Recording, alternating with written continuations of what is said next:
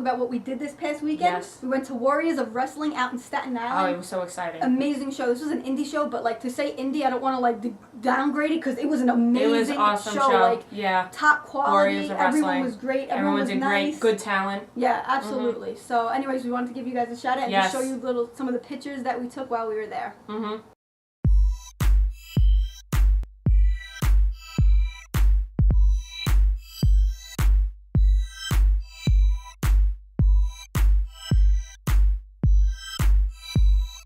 Alright guys, welcome to episode number 51. And starting things off tonight John is Laurinaitis. And he makes his way to the ring, and he is very confident that he will do well in his evaluation. And, you know, he filled out an evaluation form, and he said that he gave himself all fives. Yeah. All fives. He felt like, he felt he did a really good job, and that everything will go well because of his personal friend is controlling his fate, who is Triple H. Personal friend? Yes, and he he announces that CM Punk will defend his WWE Championship against Coffey, Dolph, Miz, Truth, Jericho at Elimination Chamber. The next pay-per-view, next pay-per-view. And then he also announces that on Raw, there will be CM Punk versus Daniel Bryan, champion versus champion match. Yeah, oh, cool. So Punk makes his way to the ring. Punk comes out and sings na na na na na na na na. Hey, goodbye. Punk really believes that John Laurinaitis is going to get fired. Yeah.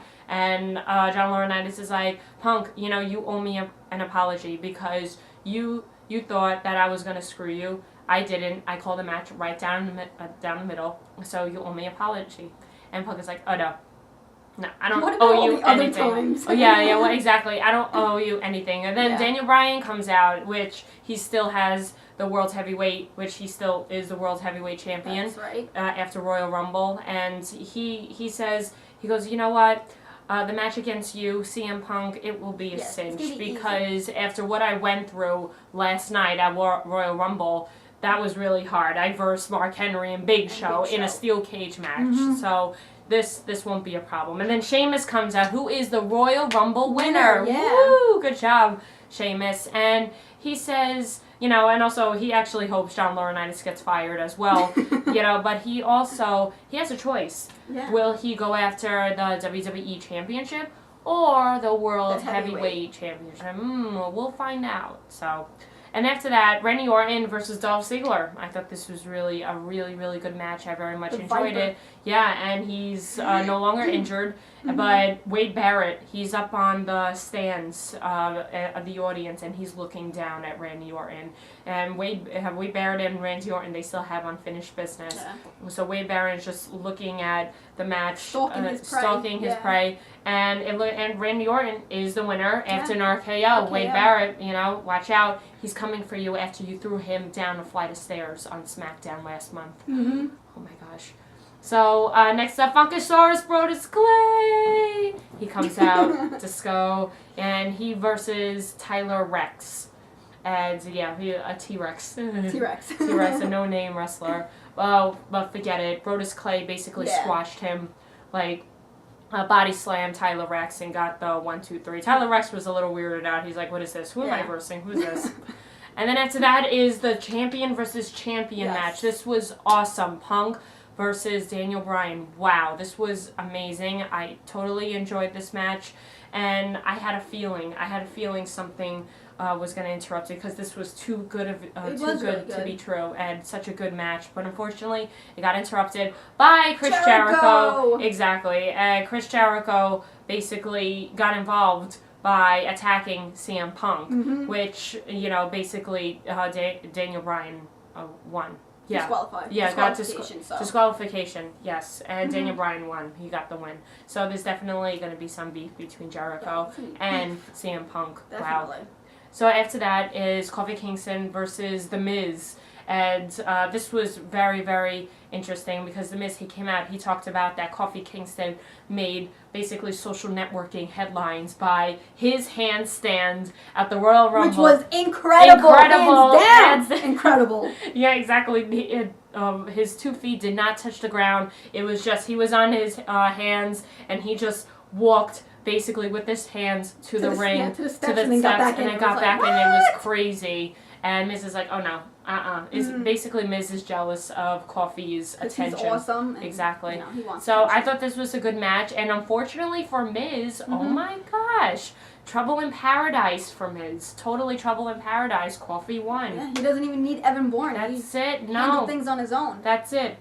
And next up, we have the Divas match. Beth Phoenix is still the Divas champion, and she versus a very angry Eve because she's still upset of what happened with Zack Ryder. And also, Zack Ryder got beaten up pretty badly at the Royal Rumble, too, and it just, Eve was in a bad mood. But unfortunately for Eve, Beth picked up the win. I think Eve was definitely distracted because she's so worried about Zack Ryder. Dude, this match was less than a minute. Exactly. It was the best Diva match I ever watched. I agree. I totally agree. But then all of a sudden, once it was over, Kane gets on the Titantron, and Kane was like, you know, Eve, all this could have been avoided with Zack Ryder if Cena just embraced the hate. If he just embraced the hate, none of this would have happened to Zack Ryder.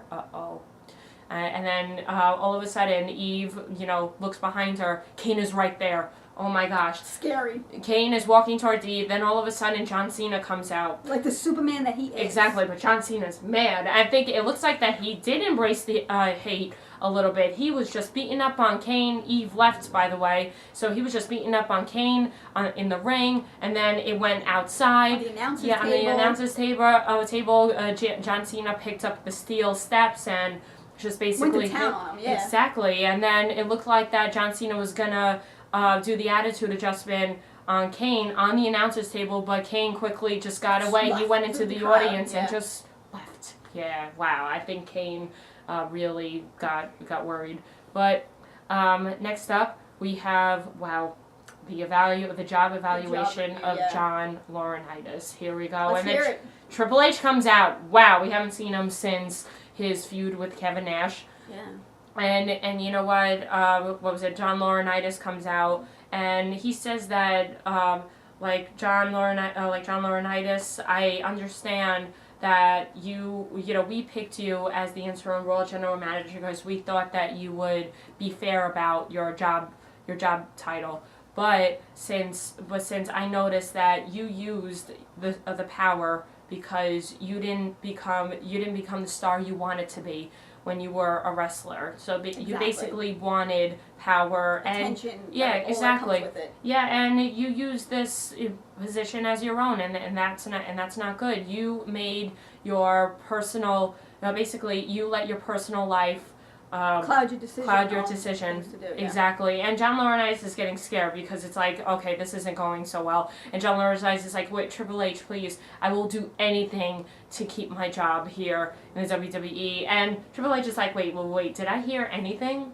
Because, you know, a few years back, you know, Vince had a little type of club that people would do anything to basically save their job. And obviously, as you all know, it's called the Kiss My Ass Club. And John Laurinaitis is like, all right, I'll do it. And like he starts putting chapstick on, and then Triple H is like, are you kidding? No, I'm not going to let you do that. So no. And then, you know, Triple H looks like he made his decision, and then he was like, John Laurinaitis, I'm sorry, but I think it's best that you have your future endeavored. Something like that. He didn't really say the whole words. Yeah, no, he didn't get it out because someone interrupted. And who was that, Triple H, and that was The Undertaker. Yeah. He is back. Oh, and he's back with a vengeance, and it looks like he has something on his mind. And he keeps looking at Triple H, Undertaker. That's crazy. You know, he comes to the ring. He stares down Triple H. Triple H is staring back at him. Exactly. And then Triple H just is not having it. Triple H just steps out of the ring. And then he thinks for a moment as he walks out. But then he's like, nah.